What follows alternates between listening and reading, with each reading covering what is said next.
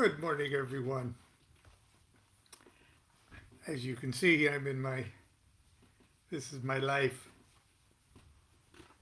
I'm a David Lynch movie. Anyway, let me adjust this. I wanted you to see my t-shirt. Here, I'll show you again.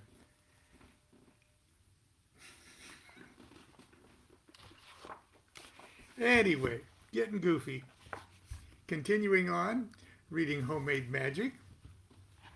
Once again, I will remind you that this Saturday, all day, but it's UK, it's England time. Pomegranate Grove is having their Homecoming for Jupiter festival, but it's an online festival. And they've been kind enough to invite me to do a Jupiter ritual.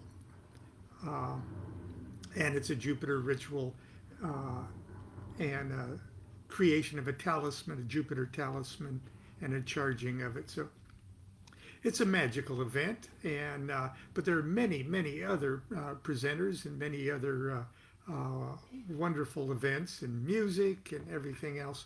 Now I put the link right here on my page, and if you can't find it on my page, just Google Pomegranate Grove Jupiter. You'll find it. And for people that say that you're my friends or fans of Lon, there's a space for a discount code of 25%. And the discount code is simply all caps Lon Milo. So, but it is in England. My thing is in the afternoon in England, and I'm going to be doing it live, but it's like at 6:30 in the morning right here. So if you think that the timing's not going to be good, remember that if you register, you get the links, the replays of the whole thing. So please, that's Pomegranate Grove, Jupiter's Homecoming. That's because Jupiter is coming back into Sagittarius. But anyway, enough said. Or Pisces, excuse me. Jupiter's happening in Pisces too. Chapter 14. Challenges and rewards of being married to another magician.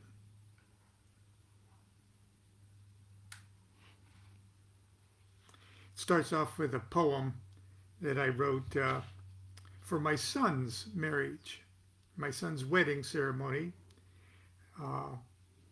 They were kind enough to allow me to perform the service in Hawaii. Anyway, this is part of my service. A married secret. When two strong souls and two strong wills and two strong minds unite, there will come rounds when standing your grounds will turn into a fight. So here and now, before reciting your vows, and while you're high as a kite, agree that one of you will know everything, and the other will always be right. This compromise is very wise. You'll use it day and night. It's an understanding that's not demanding. It's unbreakable. Try as you might. So leave behind the undefined. Step boldly into the light of a world where one of you knows everything and the other is always right.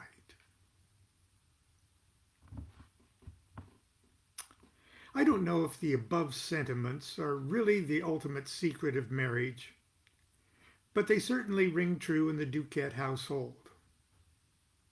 Constance and I discovered in the early days of our marriage that when we discuss or argue about important matters, each of us contributes a unique and ultimately accurate assessment of the issue.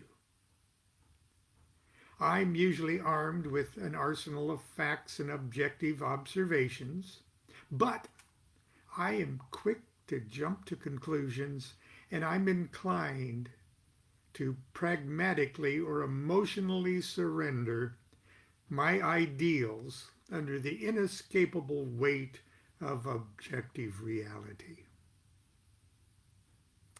Constance, on the other hand, possesses the absolutely annoying ability to immediately grasp the deeper spiritual dimensions of any manifested issue or question.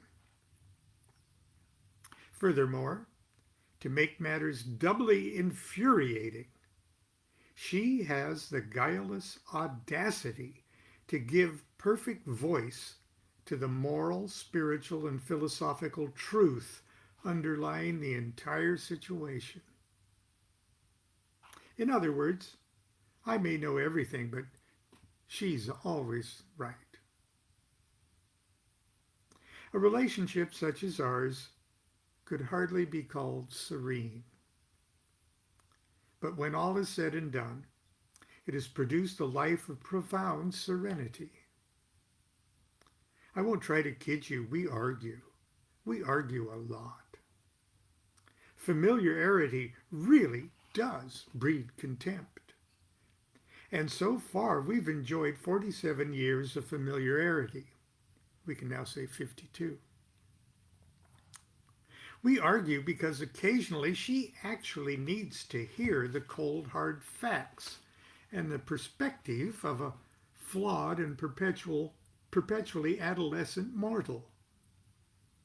And I ultimately always need to hear the voice of God and understand what those cold, hard facts actually mean to my soul. Since 1978, Constance and I have directed the activities of a lodge of OTO. We've organized, set up, performed, torn down, and cleaned up after hundreds of degree initiation ceremonies, Gnostic masses, public rites, plays, and celebrations, and literally thousands of classes and workshops. All of these events have taken place in classrooms, temples, and theaters, created from the space and the furnishings of our home. From our living room, from our garage, from our backyard. End tables become altars and fonts. Plant pedestals become ritual columns, and curtains become veils. It's hard work. And because of her need for neatness and perfection, and because of my inherent laziness and sloppiness, Constance always ends up doing 99% of the physical labor involved. Each event is preceded by prolonged and spirited discussions, in which I know everything about one thing or another and she's always right. But from out of all the tension and the conflict is born something very magical. A world rare and wonderful. A safe and relatively stable environment to raise our son. A culture or subculture atmosphere filled with stimulating conversation, art, music, and literature. A universe peopled with some of the most interesting, talented, brilliant, and colorful individuals in the world. Together, our craziness has enriched and transformed our lives and allowed two magicians with extremely different styles and temperaments the freedom to do our individual great work while sharing our lives and our love with the world. Perhaps our most important collaboration has been the creation of the presentation of The Miracle of the Mass, our all-day public seminar on the OTO's Mass of the Gnostic Catholic Church, more commonly referred to simply as the Gnostic Mass. In the last 20 years, we have presented this seminar from Tokyo to Oslo and throughout the United States. It has recently been recorded and serialized on the internet. The Gnostic Mass is a ceremonial tour de force of sexual alchemy, and in many ways is one of the most beautiful and important contributions from Aleister Crowley to Western esotericism. It is, quite frankly, the essence of the mysteries of the Holy Grail. Our love for and appreciation of this ritual made our collaboration uncharacteristically civil, and our usual volatile chemistry transmuted to create a serious and authoritative commentary on the ceremony in particular and sex magic in general. Constance and I have yet to collaborate on a book, on a full book or a musical project, which is perhaps a good thing. But early in the 1990s, we began collaboration on an art project that is likely to last long after we've both moved on to our next incarnational adventures. I'm talking about the Tarot of Ceremonial Magic, our deck of tarot cards. I believe there is perhaps no more perfect example of the challenges, tribulations, and reward of a homemade magical operation than the story of the creation and the eventual publication of this deck of cards. And that's tomorrow's chapter 15, Homemade Tarot Cards. But before I leave today, there are a couple illustrations here with a comment. Let's see if I can get a better light on this. There's Constance in our backyard a couple houses ago. She's laying on a coffin because we're preparing for the rite of Saul in our backyard. And she's been working her butt off. And I caught a picture of her napping or resting on the coffin lid. And the caption reads, getting ready for homemade magic can be exhaustive. I have to confess that Constance does 99% of the hard work setting up our public events and lodge rituals. I caught her resting a moment on a shady coffin prior to a backyard rite of Eleusis. And here's another photo. This is from another backyard and another rite of Saul. She's Sister Scorpio. And she's dancing after the fall of the sun.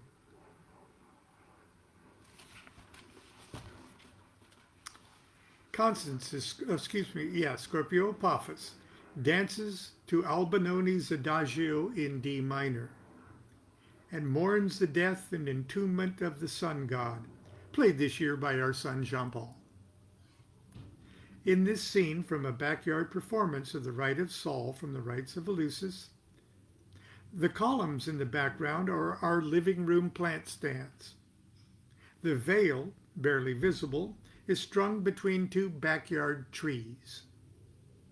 The coffin was built by a lodge brother. On other occasions, it has served as the tomb of the Gnostic Mass. I'll show you once again.